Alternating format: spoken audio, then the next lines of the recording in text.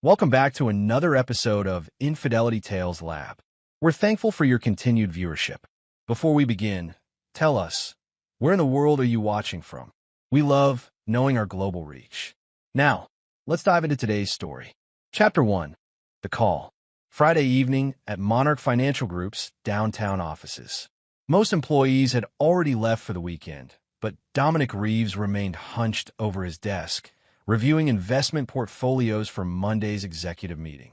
At 42, Dominic had built a reputation as one of the city's most brilliant investment strategists, calculated, meticulous, and relentless. The floor-to-ceiling windows of his corner office showcased the city lights emerging against the darkening sky. His phone vibrated against the mahogany desk. Unknown number. Dominic typically ignored such calls, but something, perhaps the late hour or some subconscious premonition, made him answer. "Mr. Reeves?" A woman's voice, formal and tense. "This is Special Agent Alvarez with the FBI. I need you to come to 1457 Lakeside Terrace, apartment 311. There's been an incident involving your wife." Dominic's mind raced through possibilities. Apartment 311. That was Stella's old place before they married 3 years ago. She'd kept it as a creative space for her photography. He'd thought nothing of it. Stella valued her independence, and Dominic respected her need for artistic freedom. "Is she hurt?" His voice remained even, betraying none of the adrenaline now coursing through him. "She's unharmed, but I can't share more over the phone. Please come immediately." 20 minutes later, Dominic pulled his Audi into the familiar parking lot of the Lakeside complex. Police cruisers and an unmarked FBI vehicle flanked the entrance. A uniformed officer escorted him upstairs. The apartment door stood ajar. Inside, chaos. Evidence markers scattered across the usually pristine space. Technicians photographed surfaces. And there, on the couch, sat Stella, his wife of 3 years, her wrists in handcuffs, tears streaming down her perfect face. More surprising were her parents, Theodore and Vivian Pierce, standing in the corner. They rarely visited from Connecticut, claiming the cross-country flight was too taxing. Yet here they were, looking devastated. Vivian rushed toward him, clutching his arm with bony fingers. "Dominic, dear, thank God you're here." Stella swears it wasn't her fault. Before he could respond, Stella's eyes locked with his. "Dom, please don't let him see the bedroom." Her voice cracked with desperation. Special Agent Alvarez, a stern-faced woman with sharp eyes, approached. "Mr. Reeves, your wife called her parents before we arrived. We're still trying to understand the situation." Something cold settled in Dominic's chest. He moved toward the bedroom, ignoring Stella's pleas. "Sir, we haven't finished processing." An officer tried to block his path, but Dominic pushed past. The bedroom door offered slight resistance. He forced it open. Blood everywhere, splattered across the white bed sheets, the cream carpet, the abstract artwork Stella had created during their honeymoon in Santorini. And sprawled across the bed, a man's body, late 30s, athletic build, a neat bullet hole in his forehead. But it wasn't the corpse that froze Dominic in place. It was the photos plastered across the walls, hundreds of them. Stella with this man, kissing, embracing, making love, dating back 18 months, half their marriage. And on the bedside table, 2 handwritten journals. He grabbed one, flipped it open. April 7th, Dom working late again. Meeting in at the apartment. He understands me in ways Dom never could. June 15th. And want me to leave Dom. Says we could be happy together. But the prenup Dom made me sign would leave me with nothing. August 30th. Discussed options within. Dom's life insurance policy would solve everything. No prenup restriction if he dies. Dominic felt nothing. No rage. No heartbreak. Just a cold, crystalline clarity. He'd spent his life analyzing risks and returns. Now he was calculating something different, the precise cost of betrayal. "Mr. Reeves." Agent Alvarez stood in the doorway. "The deceased is Noah Blackwell, a photography client of your wife's. We need to ask you some questions." "Of course." His voice sounded distant to his own ears. "But first, I'd like to understand why my wife is in handcuffs while her lover lies dead in her secret apartment." The weapon registered to your name was found in her possession. His custom Sig Sauer, a gift from his father, usually locked in the safe at their home. I had nothing to do with this, Stella sobbed from the living room. Someone is framing me. Noah and I were just friends. These photos, the journals, they must be faked. Dominic turned to face her, their eyes meeting across the blood-spattered room. In that moment, something shifted in him. The man who had walked into this apartment, the man who had believed in the sanctity of their marriage, died. What remained was something harder, colder, something unforgiving. Chapter 2. The Unraveling. The next 48 hours passed in a blur of police interviews, lawyer consultations, and shocked phone calls from friends and family.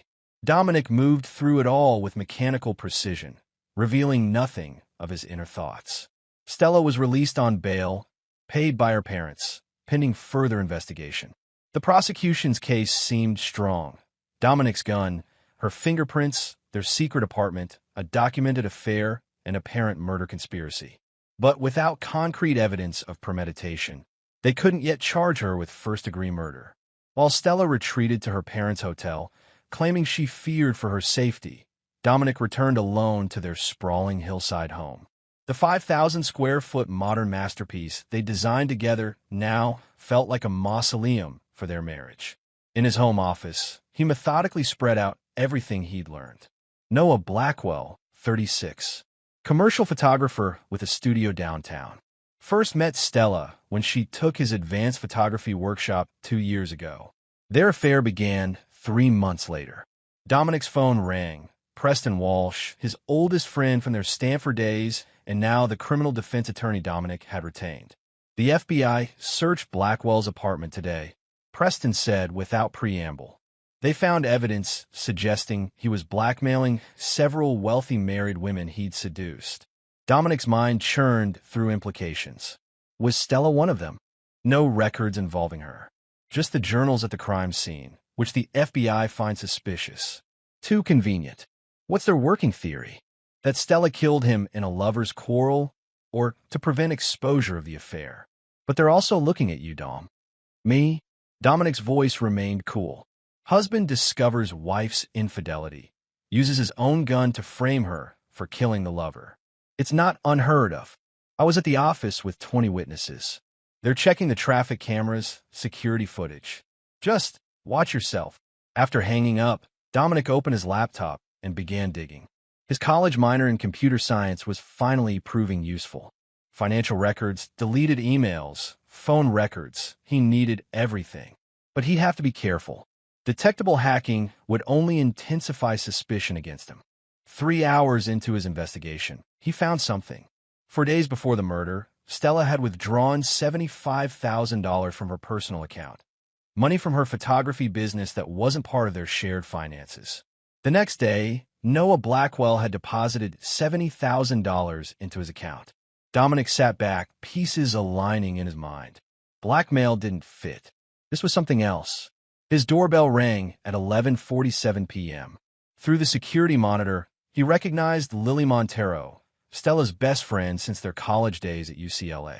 Lily had never liked Dominic, viewing him as too controlling for free-spirited Stella. He opened the door. "It's late, Lily." She pushed past him, eyes red from crying or drinking, probably both. "Is it true? The affair? The murder? Why are you asking me? Stella's the one with handcuffs and a dead lover." Lily slapped him hard across the face. "You bastard. You never deserved her." Dominic didn't react to the sting. "You knew about Blackwell." Not a question. Her reaction confirmed it. "She loved him," Lily whispered. "Really loved him. Not like with you. Then why stay married to me?" Lily laughed bitterly. "Your prenup would have left her with nothing. And she needed your connections for her career. So she plotted to kill me instead?" Dominic's tone remained conversational, as if discussing market trends. Lily's eyes widened. "What? No. Stella would never. The journals say otherwise. Unless they're fabricated, as she claims." Lily looked away, her silence damning. "How long have you known about the affair?" "From the beginning," she admitted. 15 months ago, after your trip to Tokyo, when you left her alone for 2 weeks. A business trip he'd invited Stella to join. She declined, claiming a gallery installation deadline. Did you know they were planning to kill me? God, no. I would have stopped that. Lily's horror seemed genuine. Noah had a darker side Stella didn't see at first. Possessive. Manipulative. He kept pushing her to leave you. Got angry when she wouldn't. Dominic studied her. So, you're suggesting Noah planned my murder without Stella's knowledge? I don't know. Lily's shoulders slumped. 2 weeks ago, Stella called me crying.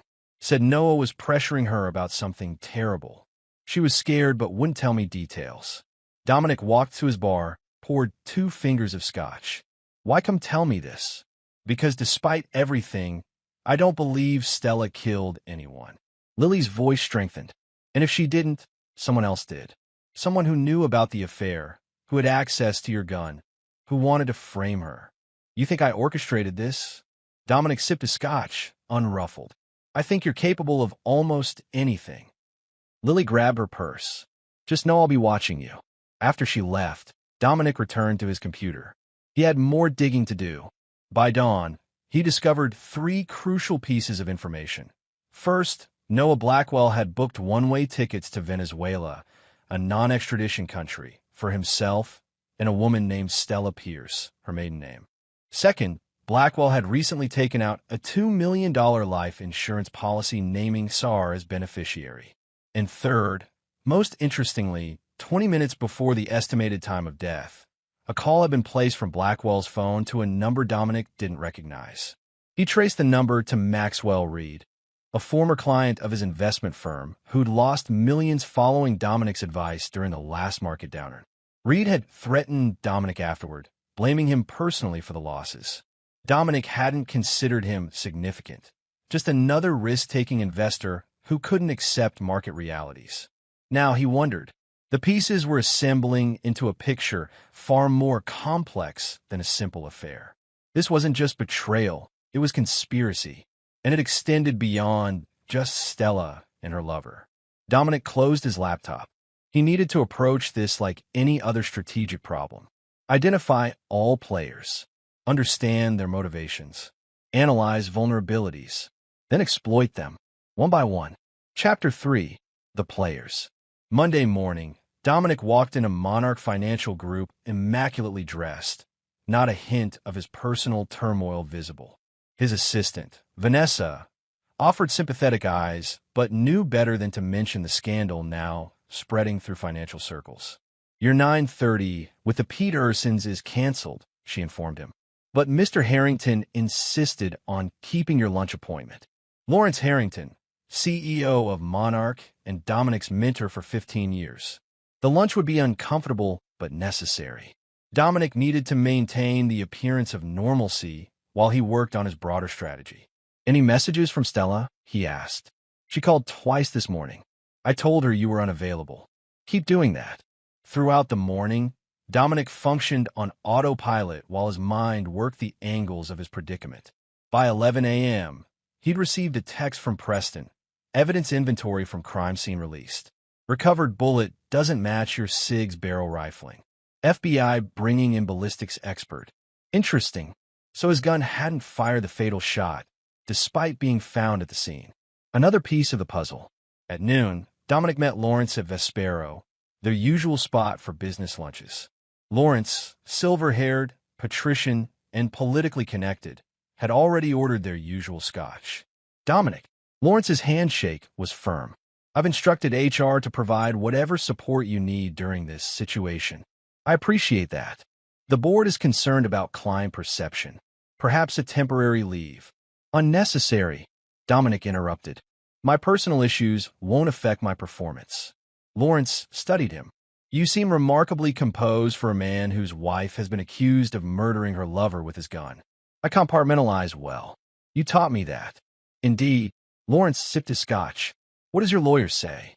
That the evidence against Stella is substantial but circumstantial. And where do you stand? Do you believe she's capable of murder? Dominic considered his response carefully. 3 days ago, I would have said no. Now, I realize how little I knew about my wife. A difficult realization. Lawrence signaled for menus.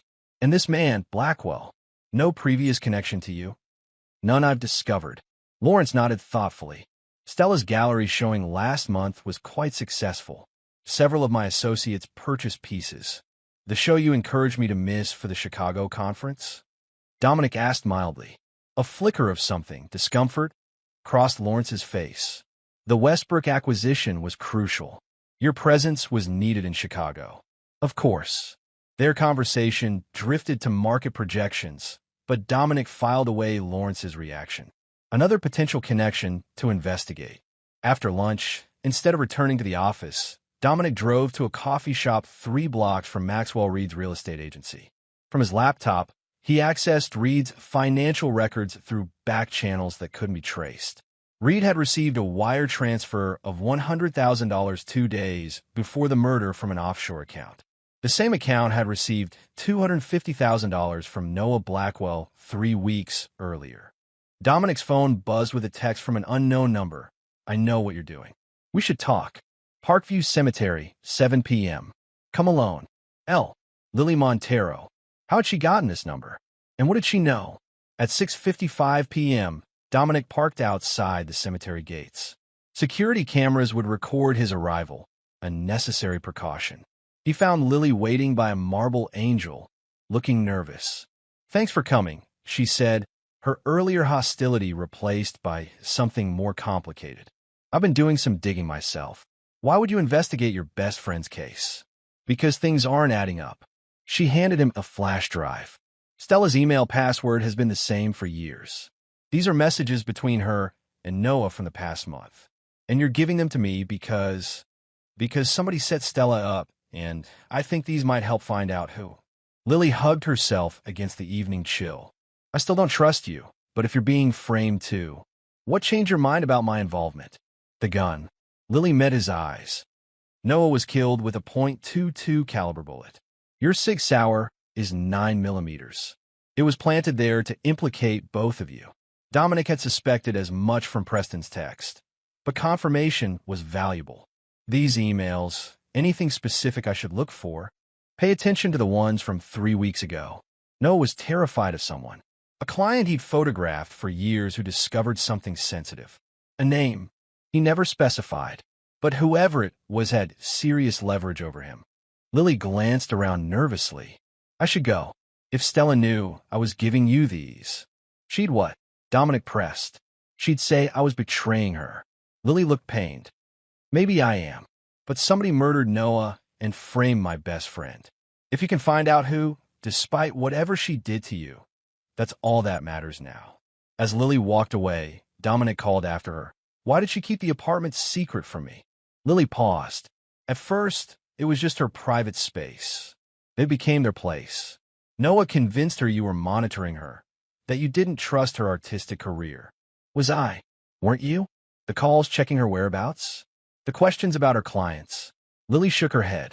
Noah exploited your controlling tendencies to isolate her. Classic manipulation. After Lily left, Dominic sat in his car reviewing the emails. Most were passionate exchanges between lovers, but the tone shifted dramatically 3 weeks before the murder. Noah became paranoid, warning Stella they were being watched. References to H, who had evidence that could destroy everything. One message from Noah, dated 4 days before his death. He's given me no choice, Stella. I have to do what he asks, or everything comes out. The money you transferred won't be enough. I'm sorry for what happens next. The final email, sent just hours before the murder. It's done. The pieces are in place. By tomorrow night, we'll be free. Don't come to the apartment until I call. Once it's over, we'll have everything we wanted.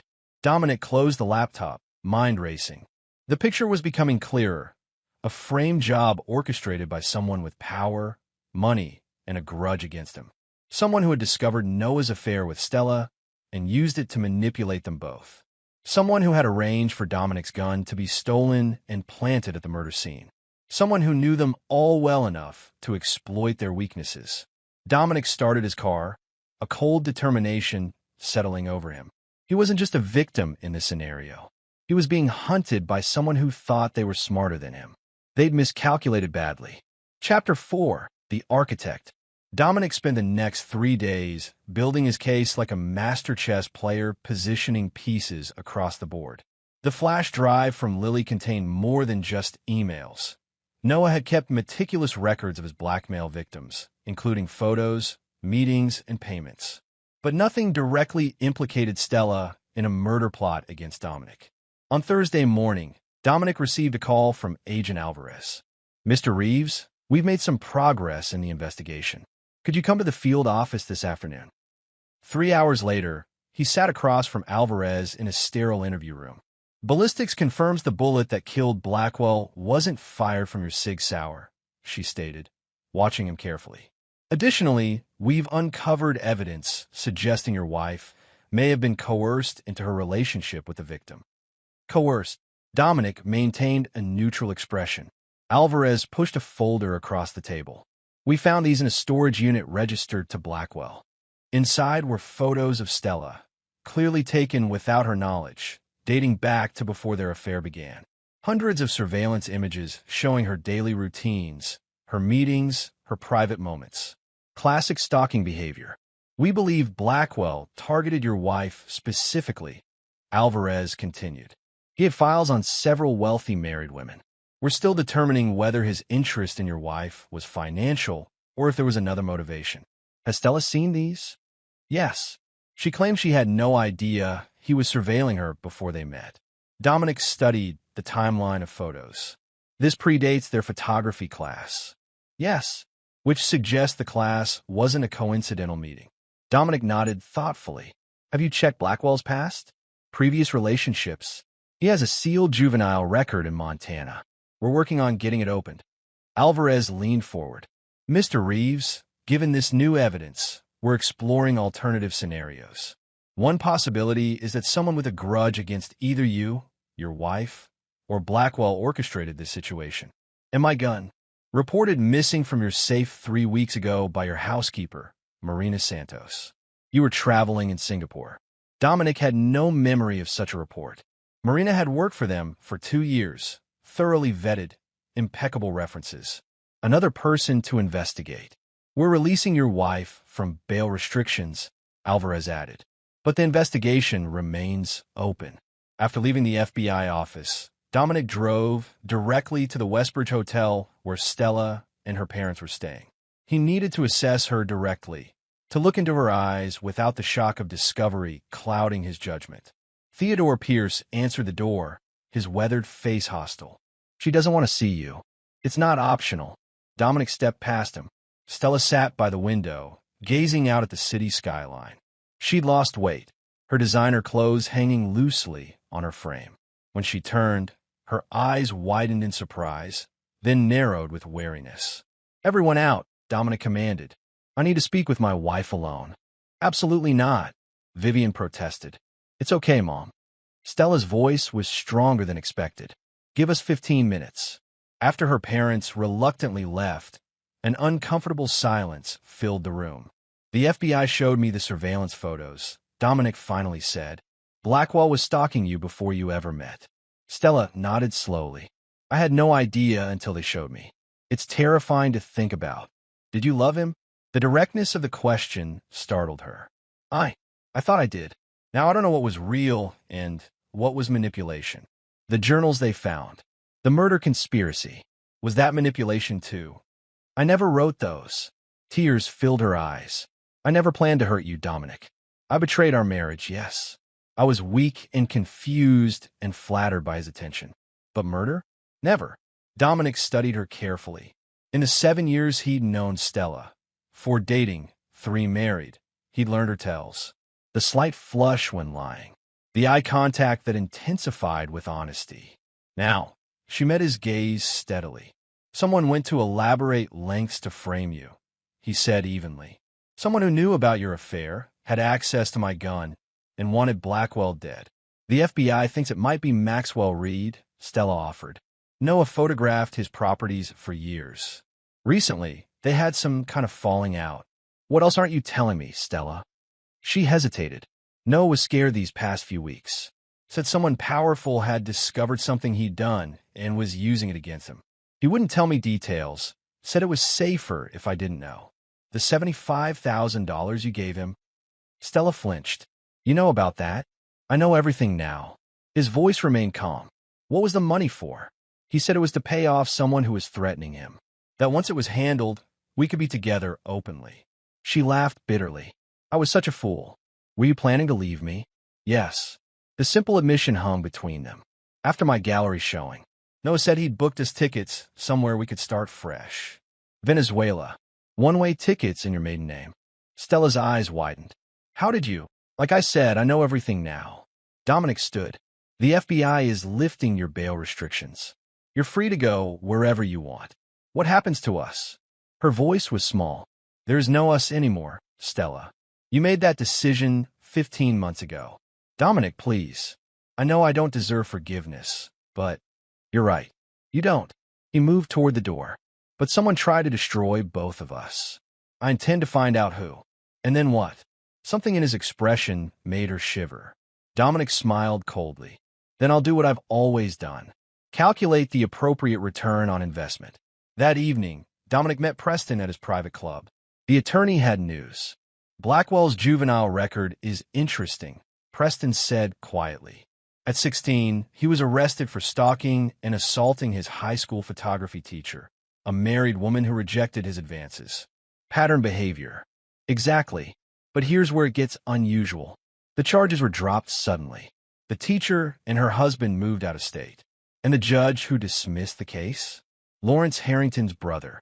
Dominic absorbed this, pieces clicking into place. Harrington never mentioned knowing Blackwell. There's more. I had my investigator dig into Blackwell's client list. 4 years ago, he did a private photo session for the Harrington family compound in Montana. Guest lists indicate your wife was there too, some charity event.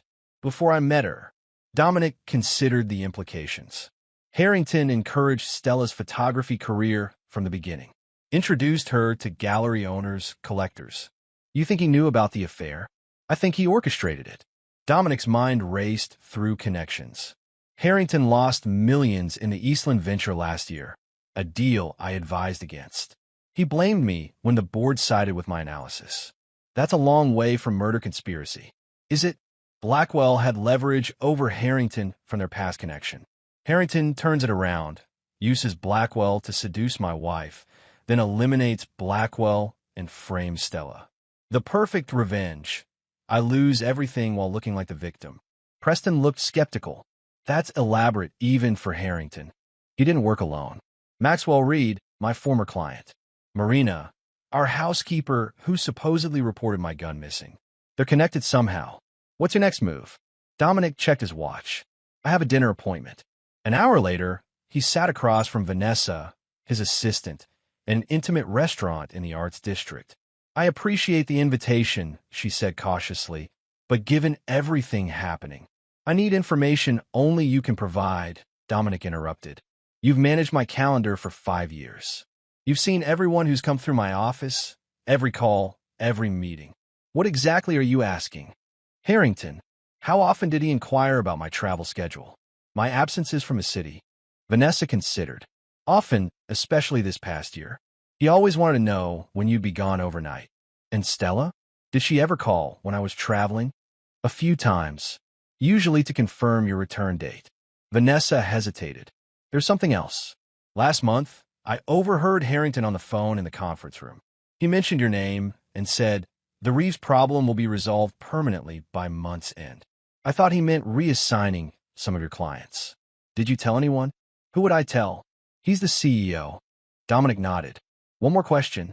The Chicago conference 3 weeks ago, the one Harrington insisted I attend, was my name on the original attendee list? No. Bradley Williams was scheduled to go. Harrington changed it personally. Another piece. During that conference, Dominic's gun had disappeared. Thank you, Vanessa. This conversation never happened. Of course. She studied him. Whatever you're planning, be careful. Harrington didn't get where he is by being careless. Neither did I. The next day, Dominic began the careful work of building his trap. He contacted Marina Santos, arranging to meet her at a cafe near her apartment. The Salvadoran woman arrived looking nervous, her English deteriorating as her anxiety increased. Mr. Reeves, I swear I report the gun missing. I fill out paper at police station. I believe you, Marina. Dominic's tone was reassuring. I just need to understand who asked you to check the safe that day. Marina's eyes darted around the cafe. It was Mrs. Reeves. She called, say she need jewelry from safe for photo shoot. When I open, I see gun gone. Did Stella come to the house that day? No. She say she too busy. Asked me to check. And you're certain it was Stella on the phone? Marina hesitated. It sounded like her. But phone connection not good. Dominic slid an envelope across the table. Your brother in El Salvador. He's having visa problems, correct? Marina's eyes widened. How you know this? I have connections in immigration. This contains contact information for an attorney who can help. No charge. All I ask is that you think carefully about that phone call. That night, Marina called him, voice trembling. I remember something. When she called me, she asked about security code for house. Mrs. Reeves never forget code. And she called me Maria 2 times. Mrs. Reeves always get my name right. Thank you, Marina. My offer of help stands regardless. The final piece came from an unexpected source. Lily texted him. Found audio recordings on Noah's cloud backup. Meeting at cemetery, same place, 8 p.m. This time, Lily wasn't alone. A thin, anxious man in his 50s stood beside her. This is Terrence Palmer, Lily introduced him. Noah's former business partner. Noah kept recordings of his blackmail victims, Palmer explained. Insurance, he called it. I didn't know until after his death when his automated system sent me access credentials. Why bring them to me? Because one of them features Lawrence Harrington, Lily said, and it changes everything. The recording, played from Palmer's phone, captured Harrington's distinctive voice. I don't care how you do it, Blackwell. The prenup protects his assets if she leaves him, but not if he dies.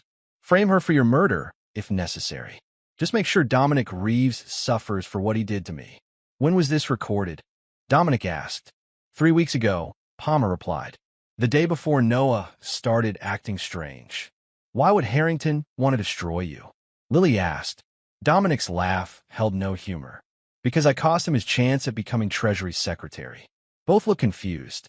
Last year, Harrington was being vetted for a cabinet appointment.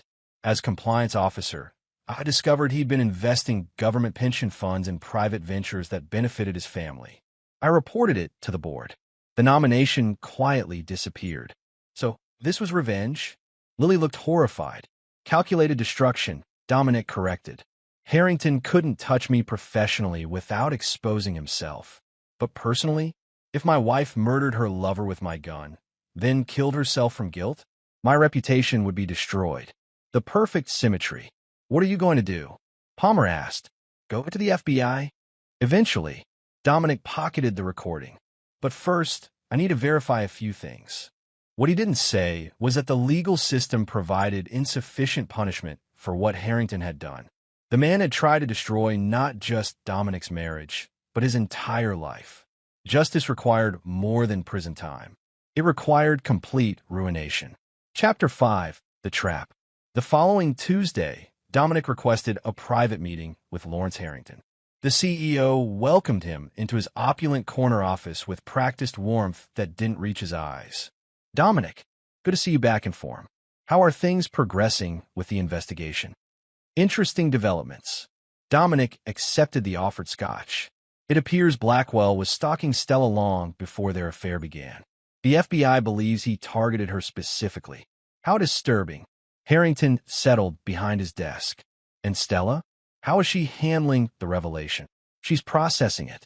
We're communicating again, trying to understand what happened. A flicker of concern crossed Harrington's face. You're considering reconciliation? I'm considering all options. Dominic sipped his scotch. The FBI mentioned Blackwell had connections in Montana. Your family compound is there, isn't it? Harrington's hand tightened slightly on his glass. Many people have Montana connections, Dominic. What exactly are you implying? Nothing at all. Just an observation. Dominic set down his glass. I'm taking a brief leave of absence. Stella and I are going to our lake house for the weekend. Time to talk without distractions. Is that wise? Given the circumstances? Probably not. But 20 years of investment strategy has taught me one thing. Calculated risks often yield the highest returns. Dominic left Harrington's office, certain the trap was baited. The CEO wouldn't allow a reconciliation that might unravel his carefully orchestrated plan. That evening, Dominic met Maxwell Reed at his real estate office after hours. An unexpected visit that clearly unsettled the balding, heavy-set man. Dominic Reeves. Reed's smile was strained. What brings you here? Clarity. Dominic remained standing. I know about the $100,000 Harrington paid you. I know you helped frame my wife for Blackwell's murder. Reed's face drained of color. That's absurd. I haven't spoken to Harrington in years. Phone records indicate otherwise. 17 calls in the past month. Dominic stepped closer. Here's what's going to happen. You're going to tell me exactly how you were involved, or the FBI receives evidence of your participation in conspiracy to commit murder. Reed collapsed into his chair. It wasn't supposed to be murder, he whispered. Just scandal. Enough to ruin you publicly. Explain. Harrington approached me 3 months ago. Said you destroyed his career and he wanted revenge. He'd already been working Blackwell, using dirt from Montana to force him to seduce your wife. Reed wiped sweat from his brow. My job was to handle the gun, get it from your house during the Chicago trip, and deliver it to Blackwell. And the money? Payment for my part. I never knew Harrington planned to kill Blackwell. I swear. Dominic studied him dispassionately. Who pulled the trigger? I don't know. Harrington has a security consultant, former military guy named Vickers. Does his dirty work. Write it all down. Every detail. And then what? Witness protection? Harrington will kill me if he finds out I talked. That's not my concern. Dominic's voice was cold. You helped orchestrate the destruction of my marriage. Consider your statement the only thing keeping you alive right now. An hour later, with Reed's signed confession in his possession, Dominic called Preston. I need a bug sweep on my lake house. Tonight. You think it's compromised? I know it is. Harrington's been one step ahead the entire time. The following morning, Preston's security team confirmed Dominic's suspicions.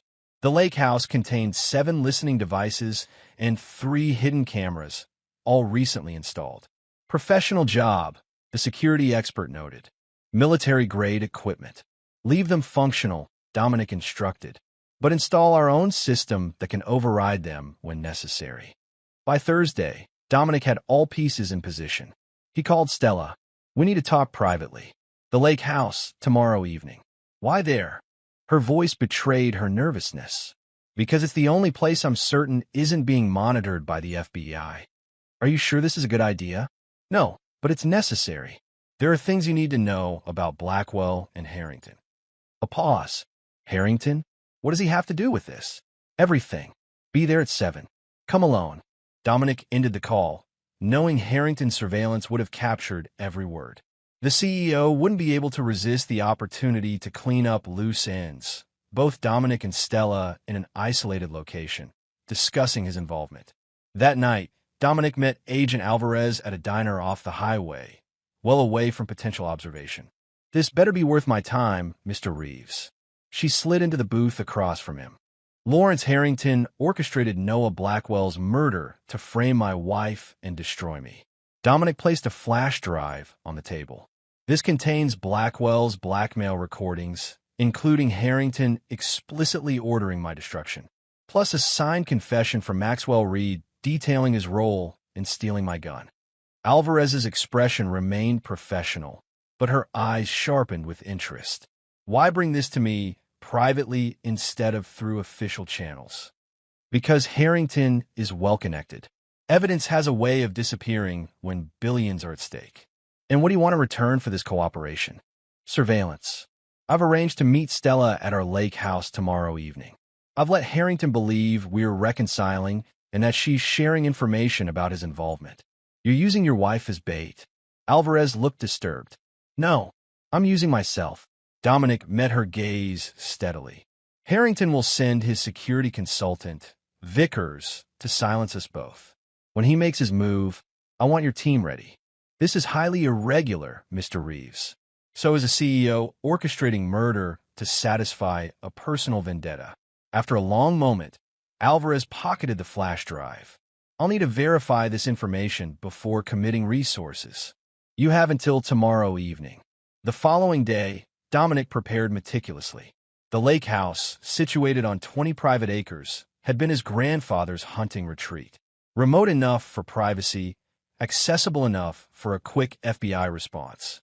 At 5:30 p.m., he received confirmation from Preston that Alvarez had positioned surveillance teams around the property perimeter.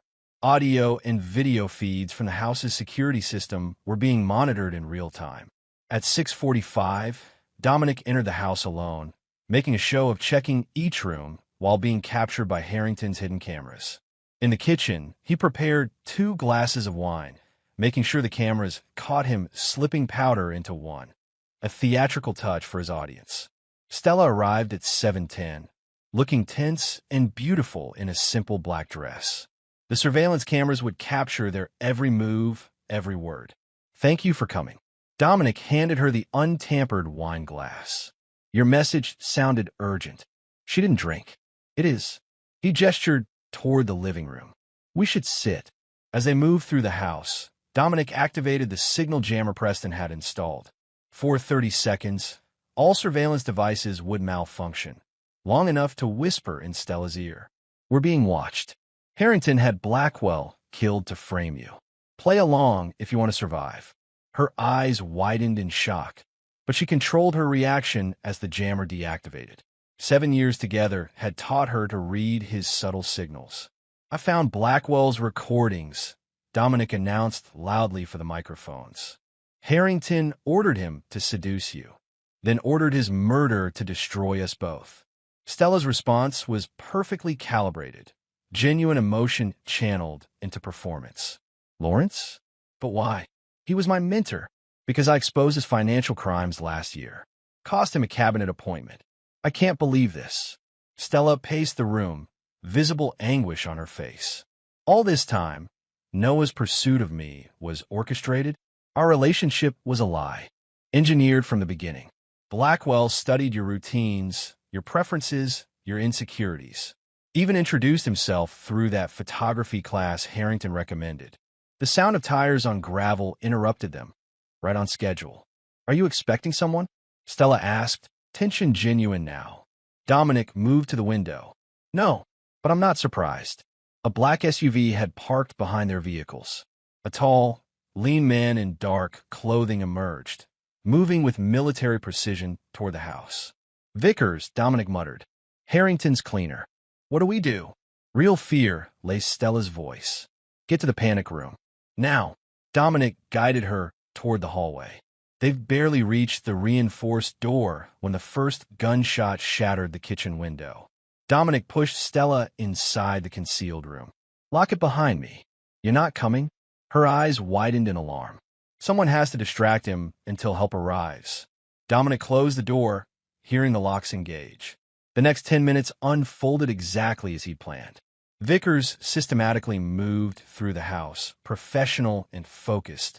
Dominic stayed just ahead of him, leading him on a calculated chase that ended in the study. "Mr. Reeves."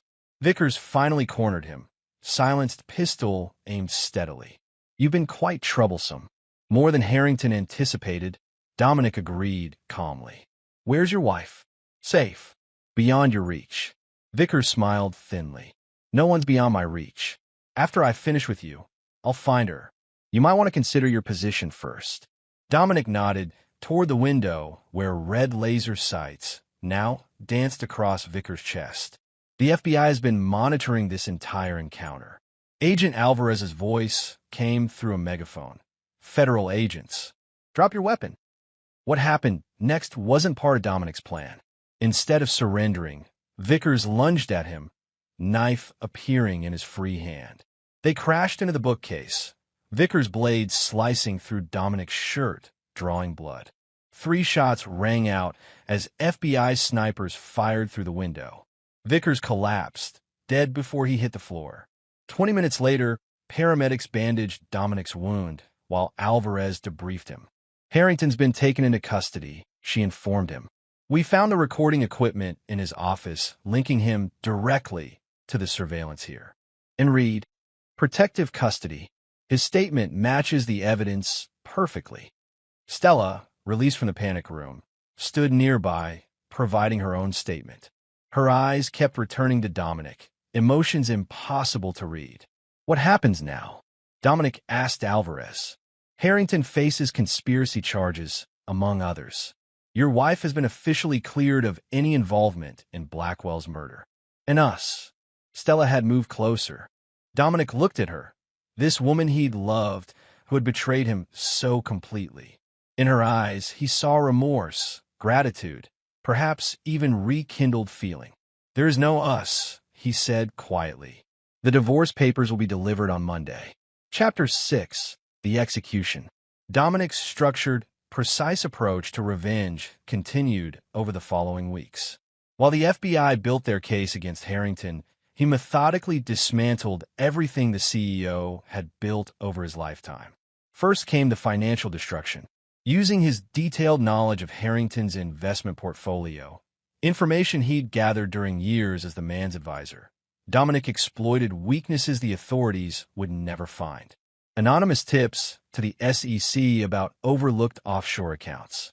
Carefully timed market moves that devalued Harrington's primary holdings. A whisper campaign among key investors suggesting deeper problems than the public charges.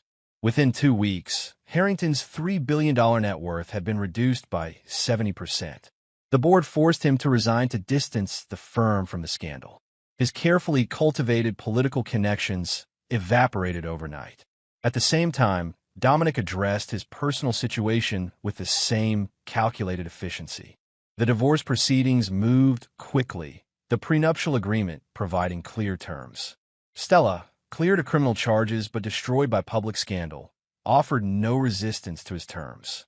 3 weeks after the Lake House confrontation, Dominic received an unexpected visitor at his office. Theodore Pierce, Stella's father, looked every bit his 70 years as he settled heavily into the chair across from Dominic's desk. "I won't take much of your time," the older man began. "I came to apologize for our family's part in this mess." "Your family?"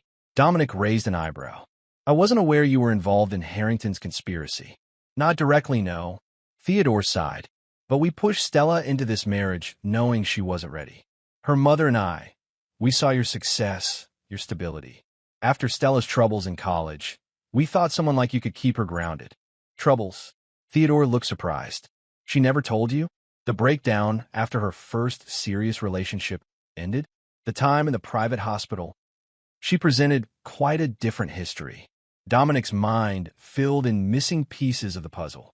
Vivian insisted we keep it quiet. Stella's gap year traveling in Europe was actually 6 months in a psychiatric facility. Her therapist warned us she might seek out destructive relationships after recovering. "Like Blackwell." Theodore nodded sadly. "When we saw those surveillance photos, it made sense. He targeted her vulnerabilities, the same ones we exploited in encouraging your relationship." "Are you suggesting our marriage was built on manipulation as well?" Dominic's voice remained cool. "No, she did love you, in her way, but she was never the person you thought you married." Theodore stood to leave. "We're taking her back to Connecticut next week. She needs care again." After Theodore left, Dominic sat motionless, processing this new information. It didn't change what had happened, but it added dimension to the picture, another layer of manipulation and deceit. His phone buzzed with a message from Preston. Harrington denied bail again. Trial date set for March. The legal system was working, but Dominic wasn't finished. Justice would come through the courts, but vengeance required a personal touch. That evening, he visited Maxwell Reed at the safe house where the FBI had stashed him until the trial. The guards, recognizing Dominic as a cooperative witness, allowed him 15 minutes. Reed looked terrible, unshaven, eyes bloodshot, hands trembling. "Why are you here?" "To gloat. To deliver a message." Dominic sat across from him. "You helped destroy my marriage. Participated in framing my wife for murder. For that, the courts will decide your punishment." "I've cooperated fully." Reed protested. The prosecutor promised leniency. "I'm not talking about legal consequences." Dominic's voice lowered. 3 days ago, I acquired controlling interest in Meridian Properties." Reed's face paled. "My biggest client." "All your clients, actually. I've spent the past week purchasing the holding companies that own every property in your management portfolio." You can't. I already have. Effective immediately, your firm is blacklisted from all real estate dealings in this state. Every contract canceled. Every commission forfeited. You'll destroy me. Reed's voice cracked. Yes. Dominic stood. Your testimony will help convict Harrington. For that, you keep your freedom. But you'll never work in real estate again. You'll never rebuild your wealth. You'll spend the rest of your life knowing you sacrificed everything for $100,000. Reed lunged across the table, desperate rage replacing fear. Dominic sidestepped easily, watching dispassionately as guards restrained the man. Your choice led to this outcome, Dominic said calmly. Remember that during the lonely years ahead. A week later, Dominic attended the court hearing where Lawrence Harrington, denied bail for a third time, appeared in an orange jumpsuit, his aristocratic bearing diminished by prison conditions. His once silver hair had dulled, and deep lines etched his face. After the hearing, Dominic waited by the secure exit where defendants were transported back to detention. As Harrington emerged between two marshals, he spotted Dominic. You. Hatred burned in the older man's eyes. Come to witness your handiwork. I learned from Master. Dominic stepped closer, voice low enough that only Harrington could hear. Your legal troubles are just beginning. Threatening me now, Dominic? How uncharacteristically sloppy. Not a threat, a promise. Dominic smiled coldly. While you've been occupied with murder charges, I've been systematically documenting every financial crime you've committed over the past decade. Offshore accounts, tax evasion, money laundering through your Montana property. Harrington's expression flickered. Bluffing. The evidence has already been delivered to federal prosecutors, anonymously, of course. I expect new charges by month's end. You think this destroys me? Harrington laughed bitterly. I still have resources you can't touch. Family money. Connections. Had, Dominic corrected. Your brother's judicial misconduct in the Blackwell juvenile case has been exposed. The Montana compound is being seized under RICO statutes. As for family money, he shrugged. Your wife filed for divorce yesterday. Her attorneys are quite motivated to protect her assets from forfeiture. For the first time, genuine fear crossed Harrington's face. This vendetta won't bring back your marriage, Dominic. It was never about saving my marriage. Dominic's eyes were glacial. It's about consequences. You targeted everything I valued. Now I've taken everything you value. Sir, step back. One of the marshals intervened. Dominic complied. Goodbye, Lawrence. I won't be visiting you in prison. The final piece of Dominic's vengeance came 3 days later when Lily Montero contacted him. Stella's leaving tomorrow, she said without preamble. Back to Connecticut with her parents. I'm aware. She asked me to give you this. Lily handed him a sealed envelope. And I wanted to thank you for keeping me out of the prosecution. The FBI says I won't be charged with obstruction for hiding Noah's recordings initially. You helped expose the truth. That was sufficient. Lily studied him. You know, for someone who just destroyed everyone who wronged him, you seem remarkably calm. Revenge isn't about emotion. It's about precision. That's what makes you terrifying, Dominic. Lily shook her head. You didn't just want them punished. You wanted them erased. After she left, Dominic opened Stella's letter. Inside was a handwritten note and a small key. Dominic, there's a storage unit at West Side Facility, number 247. The key enclosed provides access.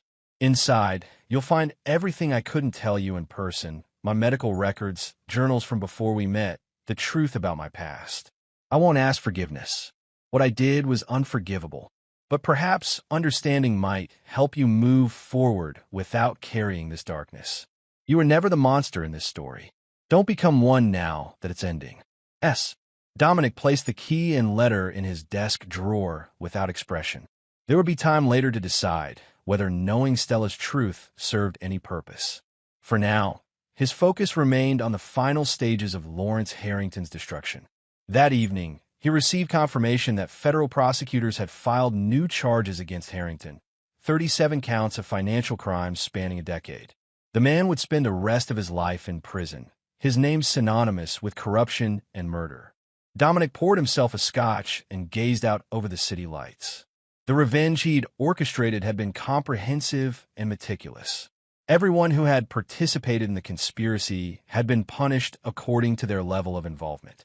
Yet he felt no satisfaction, no sense of closure. The cold calculation that had driven him these past weeks remained, a crystallized version of himself stripped of illusions and weaknesses. His phone chimed with a message from Preston. Reed's wife attempted suicide today. Hospital says she'll recover physically. Collateral damage. Dominic noted the information dispassionately. Actions had consequences. Those who chose to betray others should consider the ripple effects of their decisions. He finished his scotch, mind already turning to the future. His marriage was over. His trust in others permanently altered. But his financial empire remained intact. His professional reputation had actually improved. The resilient victim who had exposed a murderous conspiracy.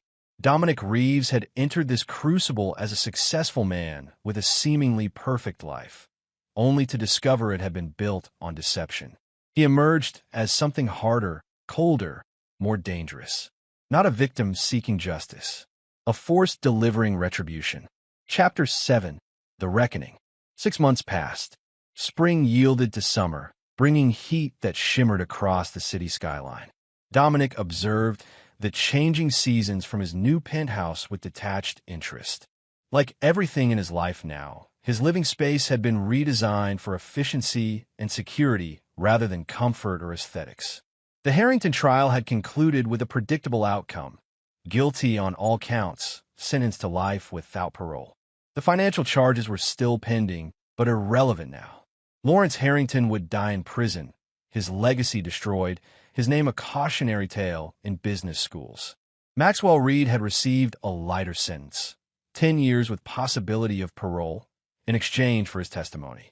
His wife had recovered from her suicide attempt but filed for divorce. Their home had been foreclosed. Their adult children refused contact with their father.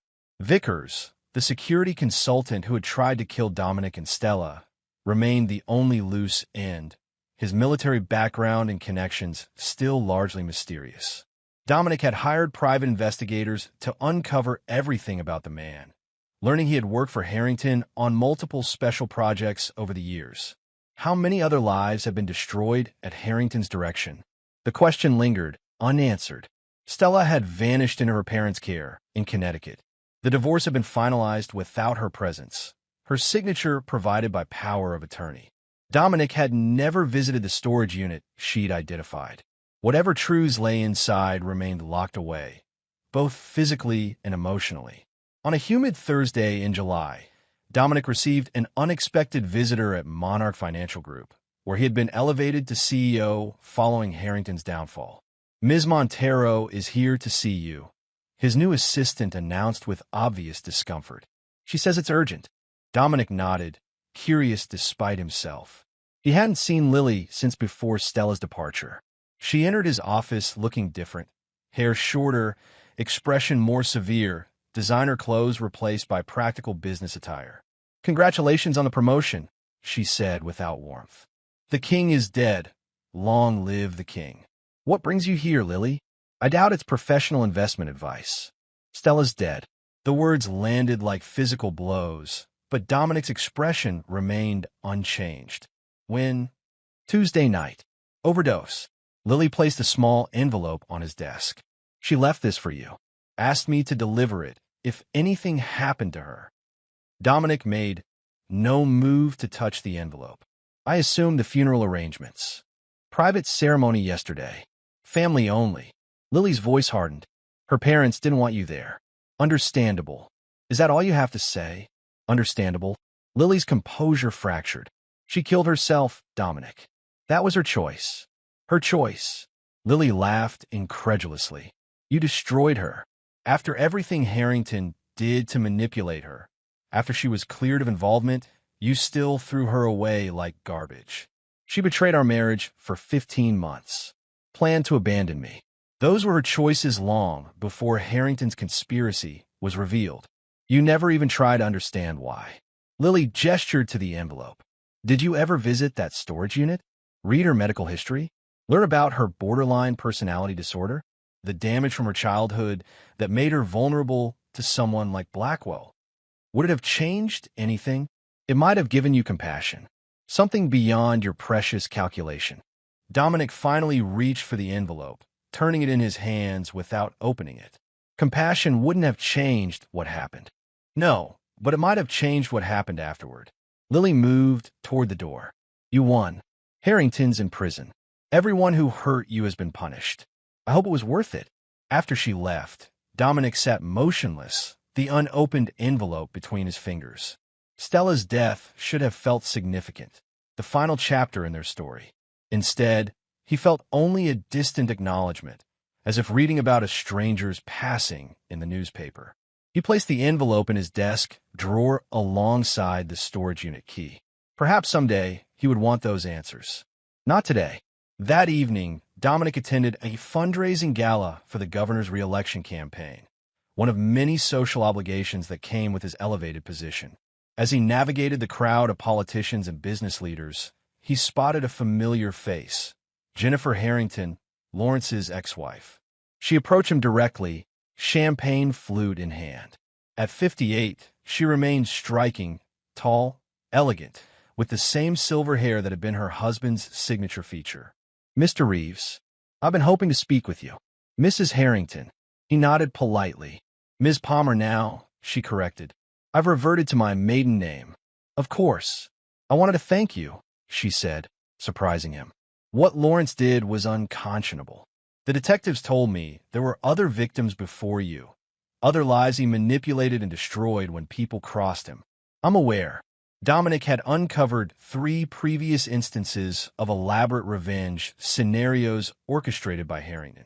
None as complex as what he'd planned for Dominic, but each devastating to its target. He was a monster long before you knew him, Jennifer continued. I enabled him by looking away, making excuses. For that, I've paid my own price. Dominic studied her.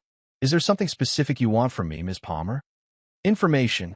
Her eyes, the same steel gray as her ex-husband's, met his directly. There are financial irregularities in the family foundation. Missing funds. Programs abandoned without explanation. I believe Lawrence was using the foundation to launder money, but proving it would help you salvage your family's legacy while ensuring he never benefits from hidden assets. Dominic finished her thought. Yes, exactly. I'll have my team analyze the foundation records. If there's evidence of financial crimes, it will be found. Thank you. Jennifer's relief was palpable. I've spent 30 years married to a sociopath, Mr. Reeves. The damage spreads far beyond his intended victims. As she walked away, Dominic considered her words.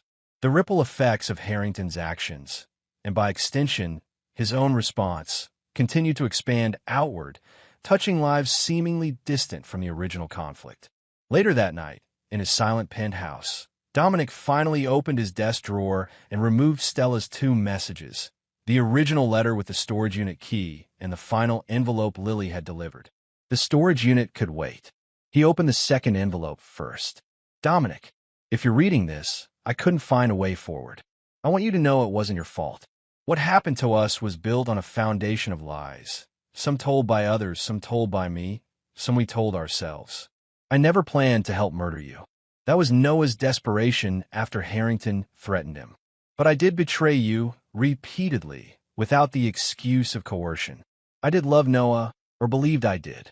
My illness makes it difficult to distinguish between genuine emotion and destructive impulse. You were right to end our marriage, right to refuse forgiveness. Some betrayals can't be undone. I'm leaving you the Santorini photographs, the real ones, not the stage versions that appear in galleries. They're the only honest art I created during our time together. Perhaps someday they'll remind you that not everything between us was false. Goodbye, Dominic. I hope you find peace in your new life. Stella. Dominic refolded the letter, expression unchanged. Then he took the storage unit key and placed both items in his pocket.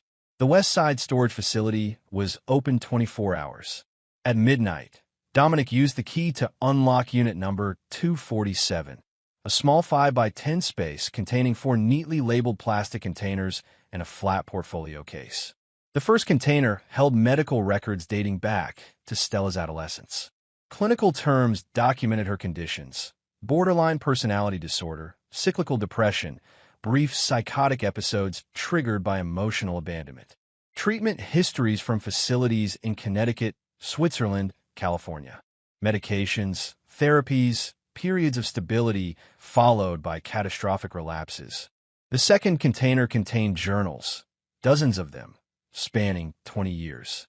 Dominic opened one from the period when they'd first met. Stella's handwriting, increasingly frantic across the page. Meeting with Dom tonight. He represents everything that could stabilize me. Mom says he's perfect, successful, controlled, unlikely to trigger my abandonment issues. Dad already talking about him, as if he's the solution to their Stella problem. But when he looks at me, I feel seen in a way that terrifies me. What if he discovers who I really am beneath the carefully constructed exterior? The third container held photographs, not artistic compositions, but clinical documentation of self-harm incidents. Thin white scars Dominic had attributed to childhood accidents revealed as deliberate patterns carved during episodes of disassociation. The fourth container contained letters from previous relationships. Men and women who had briefly occupied the central role in Stella's emotional life before being discarded or pushing her away. A pattern repeated with devastating consistency. Finally, the portfolio case. Inside, the Santorini photographs she'd mentioned, raw, unedited images capturing moments of genuine connection during their honeymoon. Dominic's unguarded smile. Stella's eyes reflecting something real, something beyond the illness that had shaped her life. Dawn was breaking when Dominic finally returned to his penthouse.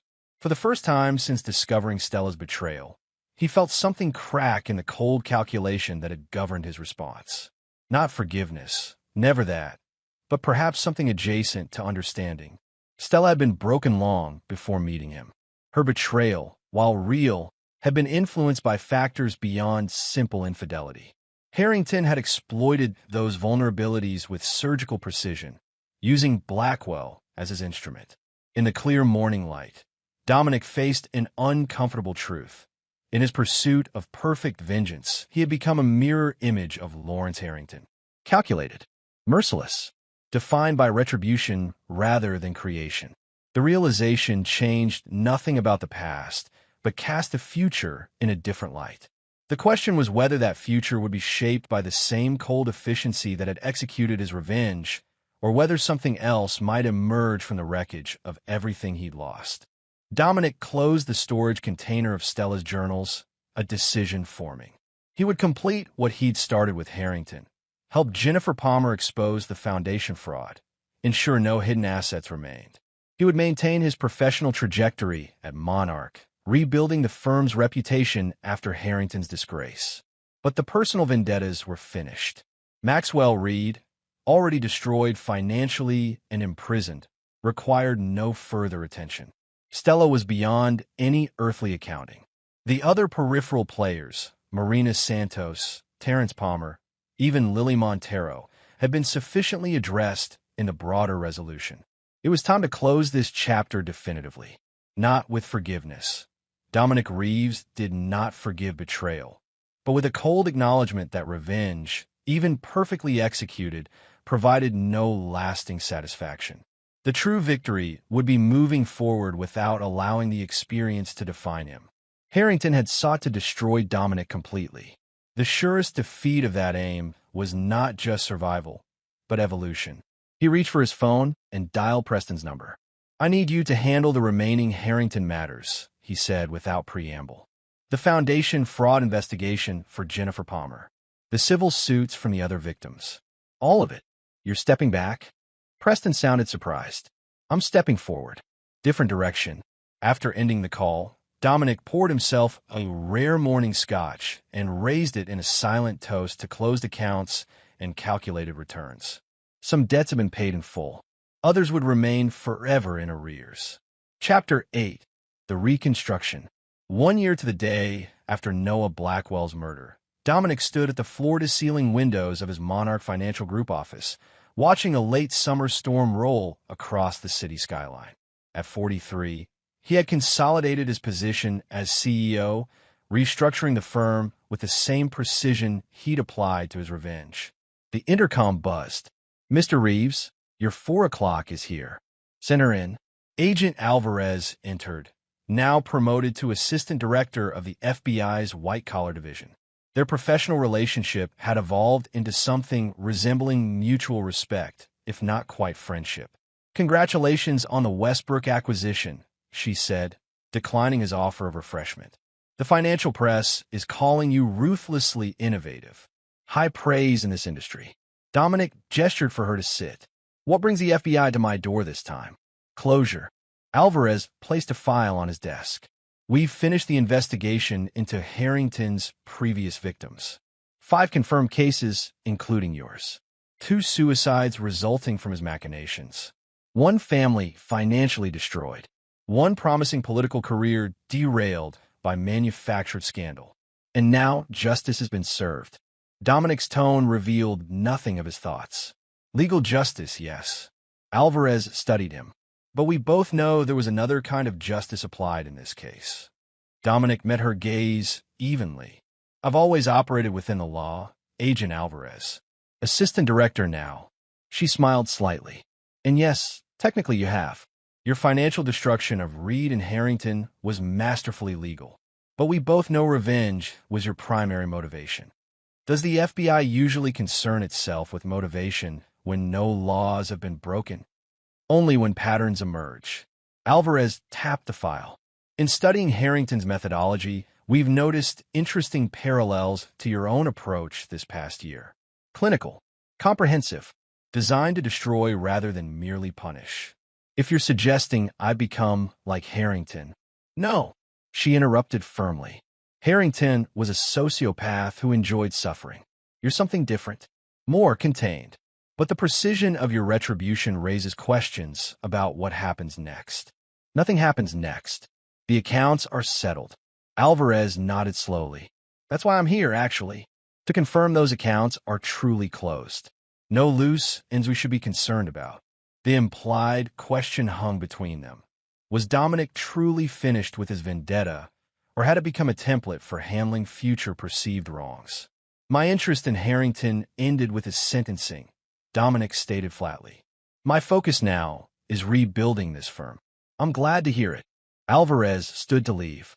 "One more thing. Lawrence Harrington was found dead in his cell yesterday morning. Apparent suicide, though the investigation is ongoing." Dominic absorbed this information without visible reaction. A final escape from consequences, or the final consequence itself. Alvarez moved toward the door. "Either way, it's over." After she left, Dominic returned to the window, processing this development. Harrington's death should have felt significant, the ultimate resolution to the conflict that had defined the past 18 months of his life. Instead, he felt only a distant acknowledgement of information received. His intercom buzzed again. "Sir, Ms. Palmer is online too. She says it's important. Jennifer Palmer." Another loose in seeking resolution. "Dominic." Her voice sounded strained when he answered. "You've heard about Lawrence?" "Just now. My condolences despite everything." "I'm not calling about that. It's about Cameron. Cameron Harrington, Lawrence's son from his first marriage. A 35-year-old venture capitalist who had publicly disavowed his father after the scandal broke." "What about him?" "He's been making inquiries about you. Detailed ones. Personal habits, security systems, daily routines." Dominic's interest sharpened. "You believe he blames me for his father's downfall?" "I know he does. Lawrence called him from prison last week. Their first communication in months." Jennifer hesitated. "Cameron has his father's temperament, but not his subtlety. If he's planning something, I appreciate the warning." After ending the call, Dominic contacted his head of security, implementing enhanced protocols immediately. Cameron Harrington represented exactly the kind of threat Dominic had prepared for: emotional, predictable, ultimately manageable. The following evening, Dominic worked late, reviewing acquisition proposals for a promising biotech startup. We finally left the office at 10:45 p.m. The executive parking garage was nearly empty. He sensed the presence before seeing it, a prickling awareness of being watched. Instead of continuing to his car, Dominic stopped, turning slowly to face the concrete support pillar 20 feet away. If you're planning to remain in the shadows, Mr. Harrington, you've chosen poor lighting. Your position is reflected in my car window. Cameron Harrington stepped into view, tall like his father, but leaner, harder, with a barely contained intensity. Impressive awareness. Did prison make my father predictable, or were you always this paranoid? Preparedness isn't paranoia. Dominic maintained a relaxed posture despite noting the slight bulge under Cameron's jacket. Concealed weapon, right side. Did you want something specific, or is this just for reconnaissance? I want to see you up close. The man who destroyed my father. Your father destroyed himself. I merely exposed his methods. Cameron's laugh held no humor. After orchestrating an elaborate frame-up involving his gun, his wife, and a dead photographer? Don't insult me with false modesty, Reeves. Your revenge was masterful. If you admired it, why are you here with a poorly concealed firearm? Cameron's hand twitched toward his jacket. Because blood demands blood. Family obligations transcend personal assessment. Before you continue this misguided vendetta, Dominic said evenly, you should know 3 things. First, security cameras are recording this encounter from multiple angles. Second, my head of security is monitoring this conversation in real time. And third, everything you've said so far constitutes evidence of premeditated intent. Cameron's expression wavered between rage and uncertainty. Your father spent decades building his empire before I exposed his crimes, Dominic continued. You've spent the past year distancing yourself from his disgrace, establishing independent credentials. All that progress disappears the moment you draw that weapon. He killed himself because of you. Cameron's voice cracked with genuine grief. No, he killed himself because he couldn't face the consequences of his actions. Dominic took a careful step forward.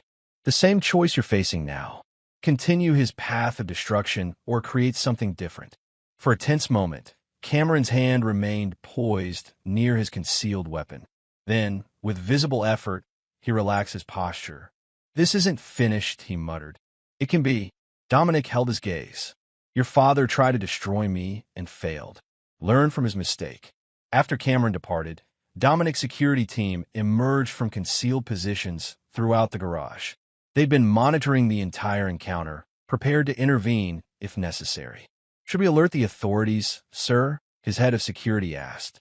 Not yet. Dominic considered the implications of Cameron's appearance. Increase surveillance on him for the next month. If he makes any suspicious moves, then we involve law enforcement. Later that night, in his penthouse, Dominic reviewed the security footage of his confrontation with Cameron. The young man's grief had been genuine, his rage authentic. But there had been something else in his eyes, a flicker of reluctance, perhaps even relief when Dominic provided him a rational escape from his emotional obligation. Cameron Harrington wasn't his father. The potential for violence existed, but so did the capacity for growth beyond family legacy. For the first time in nearly 2 years, Dominic recognized something in another person that connected to his own experience, the struggle between defined patterns and new possibilities. Cameron stood at a crossroads similar to Dominic's own. Continue a cycle of retribution or forge a different path. The next morning, Dominic made an unexpected decision. He contacted his investigative team, the same one that had helped dismantle Lawrence Harrington's hidden financial empire, and redirected their efforts. Instead of monitoring Cameron for threats, they would compile information on his venture capital projects, identifying those with legitimate potential. 3 days later, Dominic received a comprehensive analysis of Cameron's business portfolio. Most were standard tech investments, but one stood out, a medical technology startup developing advanced treatments for psychiatric disorders, focusing on borderline personality disorder and related conditions. The connection to Stella's condition couldn't be coincidental. Further investigation revealed Cameron had founded the company shortly after his father's arrest, using his portion of family funds not seized by authorities. Dominic arranged a meeting at a neutral location, a private room at the city's Museum of Modern Art. Cameron arrived, looking wary but curious. I assumed our next interaction would involve lawyers or police, he said, declining to shake Dominic's offered hand. That path remains available if you prefer it. Dominic gestured to the portfolio on the table between them. But I'm offering an alternative. What kind of alternative? A business proposition. Dominic opened the portfolio, revealing detailed analysis of Cameron's medical technology venture. Your psychiatric treatment research is innovative but underfunded. Monarch Financial Group has clients looking for exactly this kind of investment opportunity. Cameron's expression shifted from suspicion to confusion. You want to help fund my company? After everything that happened? I'm proposing a strictly professional relationship benefiting both parties. Your company gets necessary capital. My clients get investment in promising medical technology. Why? Cameron asked bluntly. What's your angle? Dominic considered his response carefully. Your company focuses on borderline personality disorder, the condition that affected my ex-wife. That research might help others with similar struggles. Understanding dawned in Cameron's eyes. This isn't about me or my father. It's about her. It's about creating something constructive from destruction. Dominic closed the portfolio. You have 48 hours to consider the offer. After that, it's withdrawn permanently. 2 days later, Cameron's attorneys contacted Dominic with conditional acceptance, beginning a careful negotiation process that ultimately resulted in a $10 million investment package structured to maintain Cameron's control while providing necessary growth capital. At the contract signing, Cameron finally asked the question that had clearly been bothering him. Is this your version of forgiveness? No. Dominic's response was immediate and definitive. I don't forgive your father's actions or your threats. But perpetuating the cycle serves no practical purpose. Practical? Cameron shook his head slightly. Always the calculation with you. Would you prefer emotional decisions ruling business matters? I'd prefer understanding what transformed you from the man who systematically destroyed everyone connected to my father's conspiracy into his. Cameron gestured vaguely. Someone investing in his enemy's son. Dominic signed a final document before responding. I spent 18 months focused on perfect retribution. It was meticulously executed and ultimately hollow. This investment has tangible potential benefit beyond itself. As they concluded their business, Cameron offered a reluctant handshake. My father would have hated this partnership more than prison. I know. Dominic's smile was cold but genuine. Consider that an added return on investment. That evening, Dominic visited the storage unit containing Stella's personal effects for the final time. He had reviewed everything: medical records, journals, photographs, eventually understanding the complex factors that had made her vulnerable to Blackwell's manipulation and Harrington's orchestration. None of it excused her betrayal, but it provided context that had been missing during his campaign of revenge.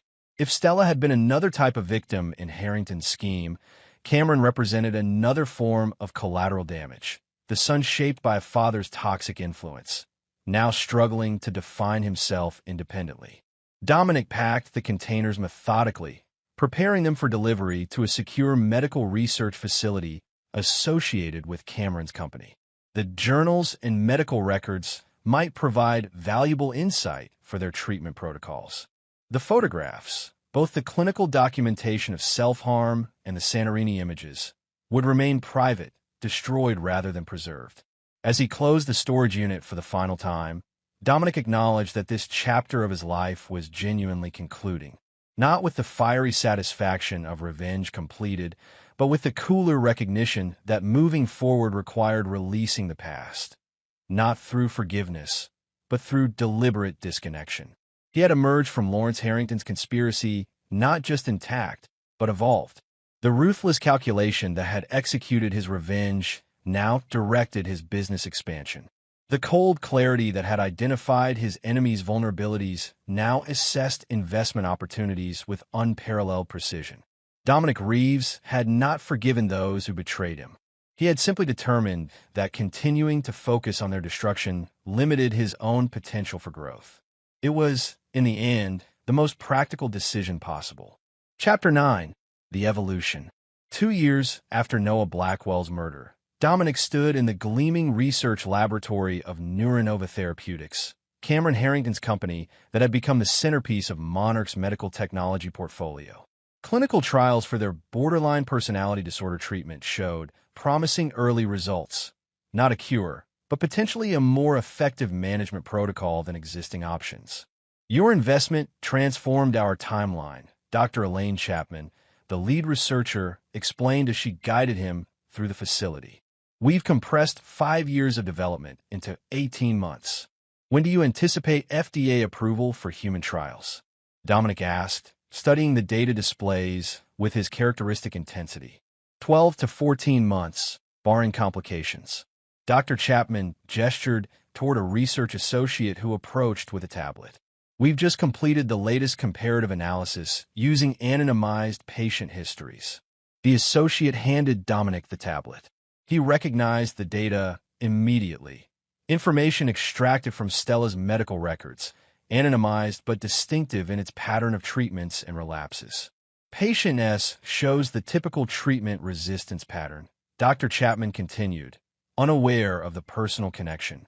Our modeling suggests our new compound might have provided significantly improved stability during critical periods. Dominic handed back the tablet, expression revealing nothing of his thoughts. Theoretical improvements for theoretical patients. For now, Dr. Chapman agreed. But real patients will benefit soon. After concluding the tour, Dominic met briefly with Cameron Harrington in his modernist office overlooking the research campus. Their professional relationship had evolved into a cautious mutual respect, the shadow of Lawrence Harrington's legacy gradually receding from their interactions. The quarterly reports are promising, Dominic noted, accepting the espresso Cameron offered. Monarch's investment committee is pleased. Good timing. Cameron leaned against his desk. Because we're considering expansion into trauma-specific treatments, PTSD applications, military contracts, eventually, initial focus on civilian applications. Cameron studied him carefully, including treatment protocols for survivors of psychological manipulation and coercive control. The reference to Stella's experience with Blackwell and, by extension, Dominic's own victimization by Harrington hung unspoken between them. Send the proposal to my office, Dominic said evenly. The committee will review it on standard timeline. I'd like your personal assessment first, Cameron pressed. Given your unique perspective on the subject matter. Dominic set down his espresso cup. My perspective is irrelevant.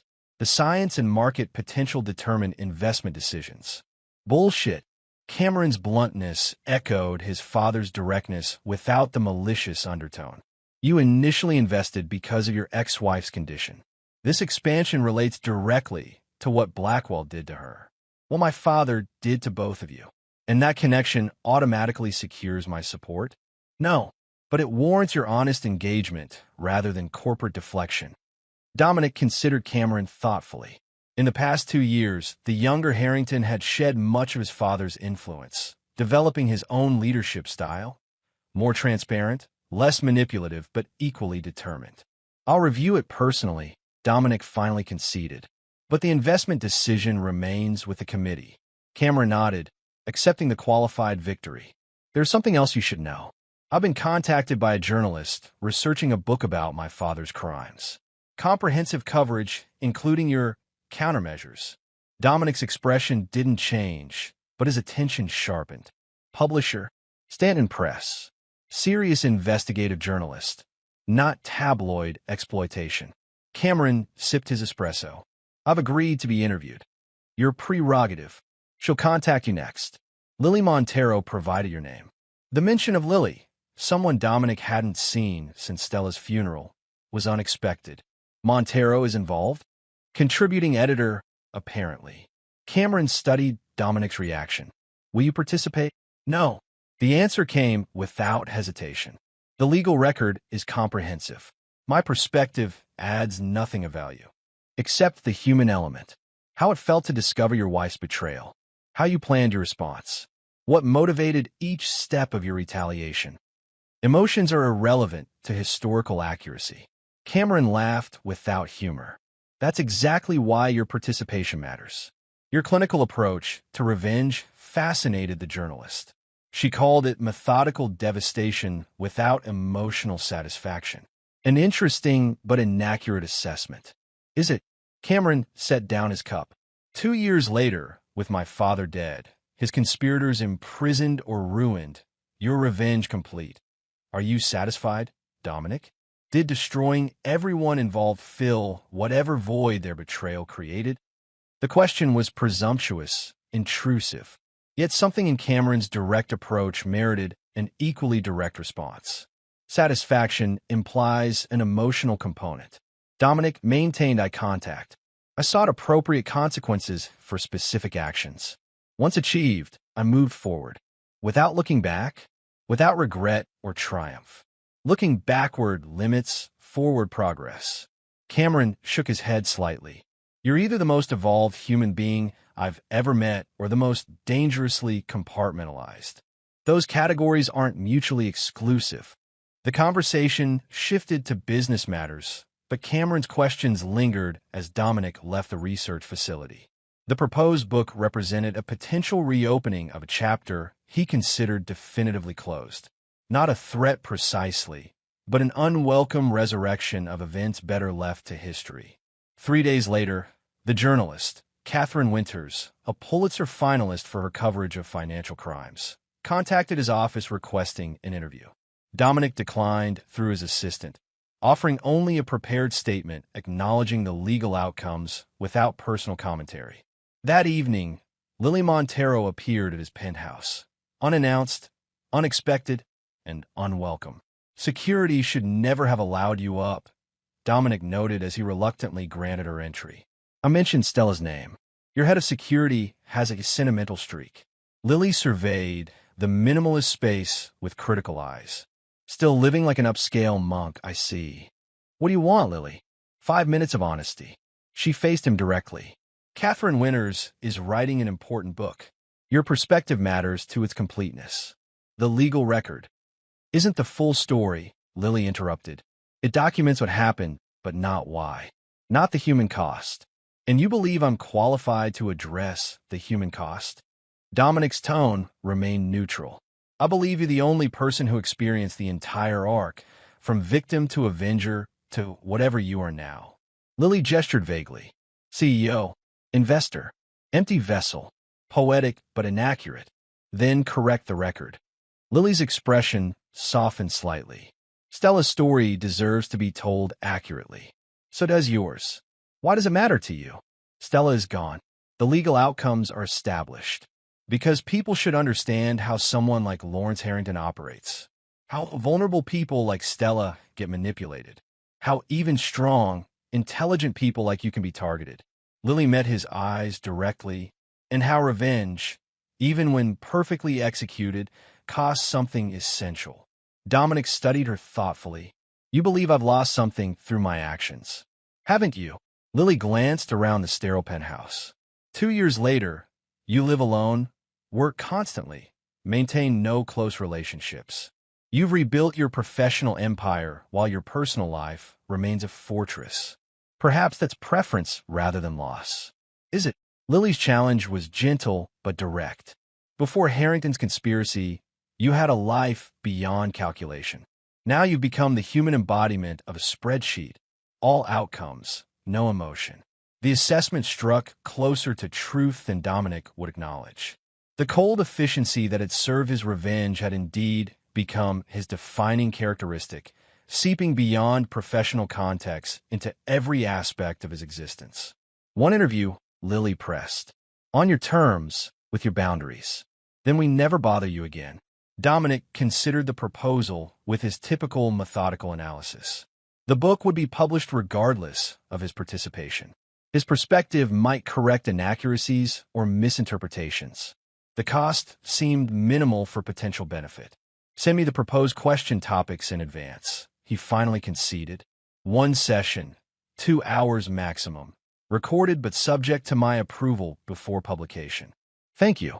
Lily's relief seemed genuine. Catherine will contact your office tomorrow. After she left, Dominic stood at his window overlooking the city lights, considering the unexpected development. He had constructed his post-revenge life with careful precision. professional advancement without personal entanglements, strategic investments without emotional attachments, forward momentum without backward reflection.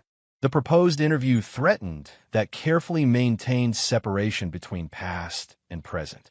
2 weeks later, Catherine Winters arrived at his penthouse, neutral territory chosen over his office to avoid corporate overtones.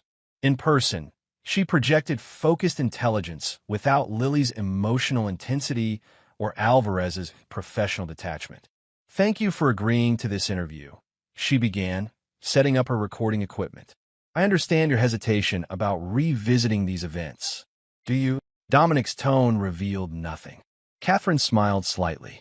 "Perhaps not, but I appreciate your willingness regardless." For the next 2 hours, she guided their conversation with surprising skill. Never confrontational, but persistently direct, allowing comfortable silences when Dominic needed to formulate precise responses. "When you discovered your wife's betrayal," she asked carefully, "what was your first emotional reaction?" "Clarity," Dominic answered after consideration. "Not anger or heartbreak initially. Just crystalline understanding that everything I believed about our relationship had been false. And that clarity guided your subsequent actions. It removed emotional interference from strategic planning." Catherine nodded thoughtfully. Many betrayed spouses act impulsively. Confrontations, public scenes, self-destructive behaviors. You instead constructed an elaborate response targeting everyone involved in the conspiracy. Why? Effectiveness, Dominic stated simply. Emotional reactions provide temporary relief, but rarely appropriate resolution. And your definition of appropriate resolution included financial destruction for Reed, comprehensive legal consequences for Harrington, complete dissolution of your marriage, proportional responses to specific betrayals. Catherine studied him. "Do you regret any aspect of your response?" The question gave Dominic pause. In 2 years, he had evaluated outcomes, but never considered regret as a relevant metric. "I recognize certain inefficiencies in my approach," he finally acknowledged. Energy directed toward Maxwell Reed might have been better allocated elsewhere. His role was secondary, his punishment perhaps disproportionate to his involvement. And regarding Stella, any reconsideration there? "No." The response came without hesitation. Her betrayal predated Harrington's manipulation. The consequences were appropriate to her actions. Catherine nodded, making a note. "After executing your revenge so completely, did you experience the satisfaction you anticipated?" "I never sought satisfaction." Dominic maintained eye contact. "I sought resolution." "And did you find it?" The question lingered between them, unexpectedly complex. Had he found resolution? The legal outcomes were definitive. The personal accounting complete. Yet something remained unresolved, not within the external parameters of his revenge, but within himself. "Resolution is an ongoing process," he finally said. The immediate objectives were achieved. The long-term integration continues. Integration of what? Exactly. Experience into identity. Dominic considered his words carefully. "Prior to these events, I defined myself through certain parameters: successful investor, dedicated husband, rational decision-maker. Afterward, those definitions required adjustment. And who are you now, in your own assessment?" The question should have been simplistic, yet Dominic found himself genuinely considering it. Who is he now?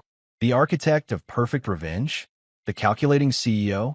The man who had loved and lost Stella? The target who had defeated Lawrence Harrington's conspiracy? "I am what I've always been," he finally answered.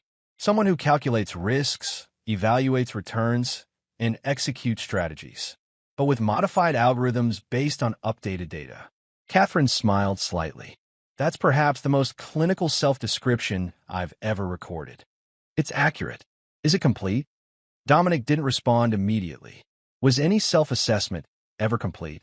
The events surrounding Blackwell's murder and Harrington's conspiracy had fundamentally altered his understanding of trust, loyalty, and his own capacity for methodical retribution.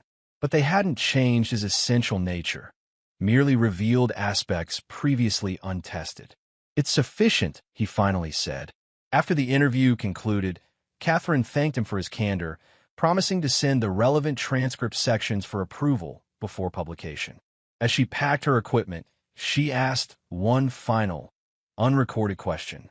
Off the record, would you do it all again the same way? The complete dismantling of everyone involved. Dominic considered the question with genuine reflection. No, he finally answered. I would be more selective in my targets, more precise in my methods. Harrington deserved everything he received. The others. He paused. Collateral damage isn't always necessary or productive. After Catherine left, Dominic remained in his living room, the conversation having stirred unexpected reflections. For the first time in years, he allowed himself to fully consider the arc of events from discovery to revenge to current reality. He had survived Harrington's conspiracy not just intact, but enhanced in many ways.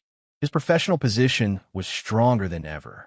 His investment portfolio more diverse and successful.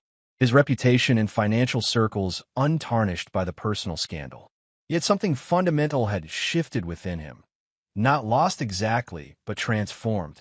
The capacity for trust, for emotional connection, had been recalibrated to a narrower bandwidth. The potential for genuine partnership had been revised downward in his personal algorithm. Was this evolution or diminishment? Adaptation or damage? The question itself reflected a type of introspection he had largely abandoned since executing his revenge. 3 months later, Catherine's book was published to significant acclaim. The Harrington Conspiracy, Manipulation, Murder, and Methodical Revenge became an instant bestseller. Its unflinching examination of Lawrence Harrington's psychological manipulation and Dominic's calculated response capturing public fascination. Dominic received his copy directly from the publisher, but left it unopened on his desk for several days.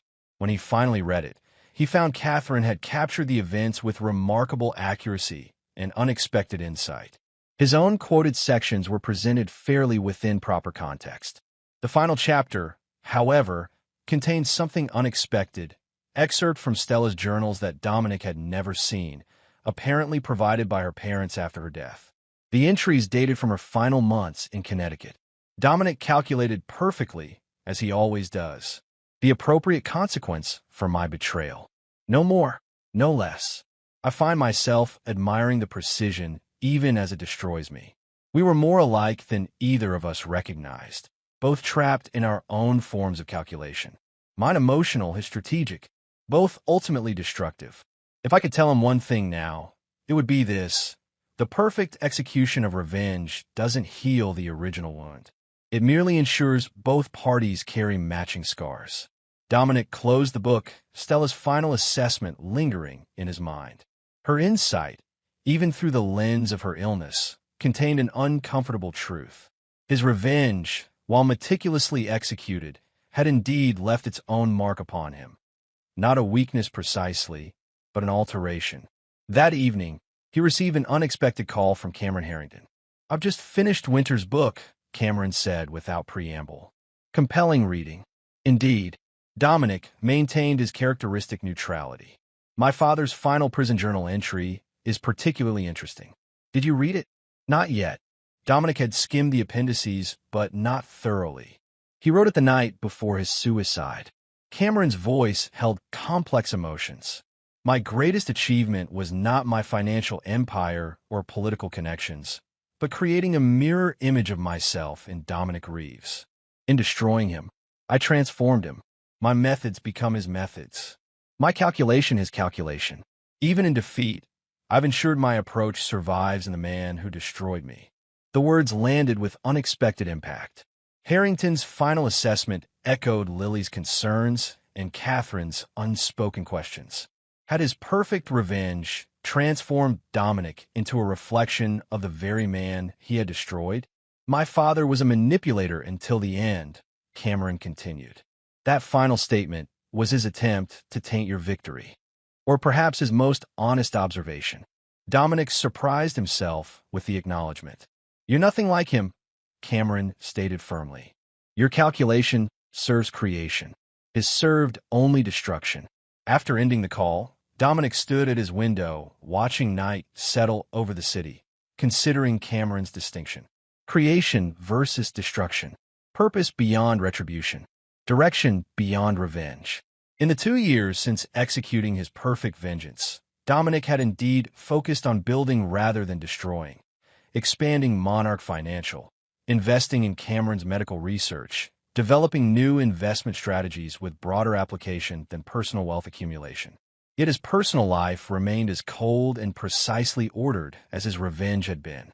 No significant relationships, no emotional connections beyond professional collaboration, no vulnerabilities that might be exploited by future betrayals. Lawrence Harrington was dead. Maxwell Reed remained imprisoned. Stella had taken her own life. All accounts had been settled, all betrayals addressed. Only Dominic himself remained, standing at the crossroads between continued isolation and potential reconnection. The calculation was complex, the variables numerous. Trust, once broken, was difficult to recalibrate. Vulnerability, once exploited, created lasting awareness of risk. Yet the alternative, permanent isolation behind walls of perfect calculation, represented its own form of defeat. If Harrington's final objective had been to transform Dominic into his mirror image, then maintaining that transformation meant Harrington's ultimate victory, even from beyond the grave.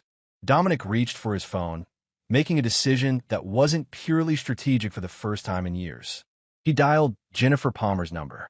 "I've been considering your foundation proposal," he said when she answered. "The Pediatric Psychiatric Initiative. I'd like to discuss potential personal involvement beyond financial investment." Personal involvement? Her surprise was evident. In what capacity? Advisory board initially. Perhaps more direct engagement as the program develops. Dominic found himself adding, "Some wounds can't be prevented, but better treatment might help recovery." Dominic Reeves considering something beyond financial returns. Jennifer's tone held gentle amusement. Catherine's book must have had quite an impact. Let's say it prompted recalculation of certain variables. After concluding the call, Dominic returned to the window, watching the city lights with new awareness. His revenge had been perfect, calculated, executed, and completed with precision. But revenge itself was inherently backward-looking, addressing past wounds rather than creating future possibilities. The true victory over Lawrence Harrington's conspiracy wasn't in the perfect execution of retribution, but in what came after, the choices made when the accounts were settled and the ledgers closed. Dominic Reeves would never forgive betrayal. He would never trust blindly or love without reservation. The cold calculation that had served his revenge would remain part of his approach to life and business. But perhaps that calculation could encompass more variables than self-protection and risk avoidance. Perhaps the algorithm could expand to include measured reconnection, calibrated vulnerability, strategic openness to experiences beyond revenge and its aftermath. Not forgiveness, never that, but perhaps evolution beyond the perfect revenge he had executed so completely. That would be the final victory Harrington could never anticipate and Stella would never witness. Not just surviving betrayal, not just executing retribution, but ultimately transcending both to become something neither victim nor avenger. Something entirely his own design. And there you have it. Another story comes to an end. What did you think? I'd love to hear your thoughts in the comments below. If you enjoy this story, consider joining our community by subscribing. It means the world to us. For more stories like this one, check out the recommended videos on screen. And I'll see you there.